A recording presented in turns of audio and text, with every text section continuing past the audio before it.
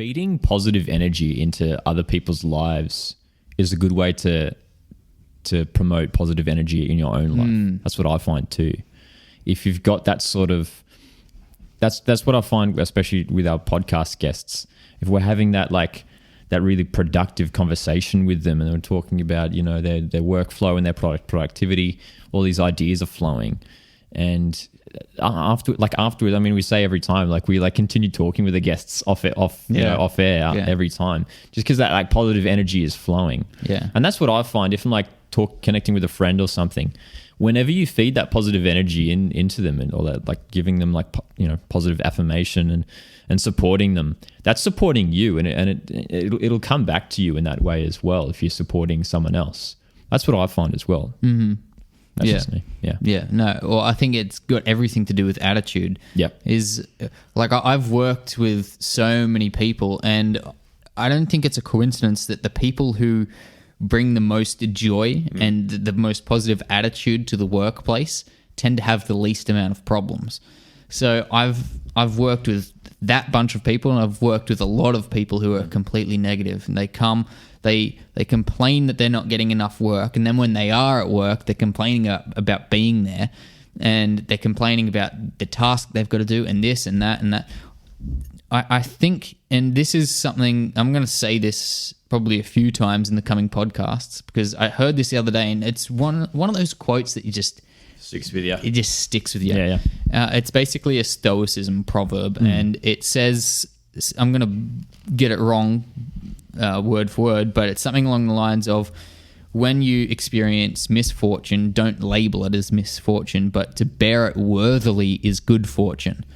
So basically what that's saying is the way you interpret trials is as big a part of your success as if you were to just win anyway. Right. So to bear misfortune worthily is good fortune. So I think just show up. Yeah. Just show up and be okay with being okay. You don't have to complain about everything, and you don't have to, even when everything is shit, even when everything's gone, horribly wrong.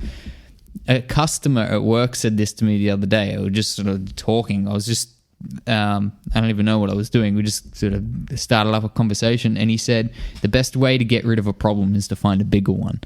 And I think that's especially when you're in the retail world, you start to realize how trivial the problems that people are hyping themselves up over are. Yeah.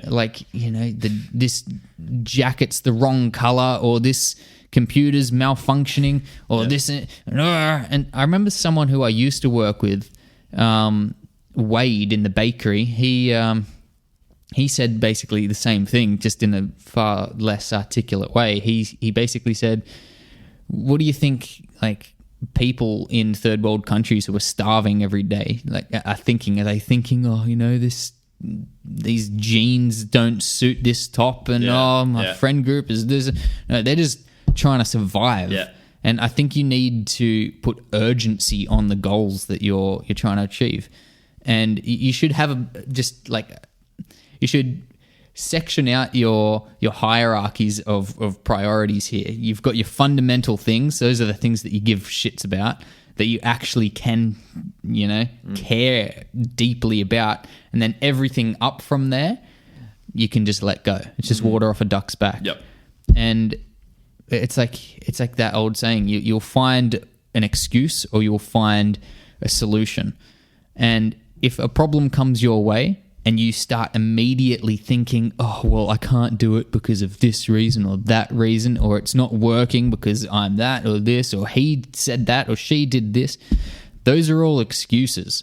You're just thinking, well, misfortune has come my way, and here's why, all the reasons. And you could go on for days and days, and you have every right to, because misfortune has come your way. And why shouldn't you complain about that? Well, it's not it's not solving anything. It's not bringing you any solutions.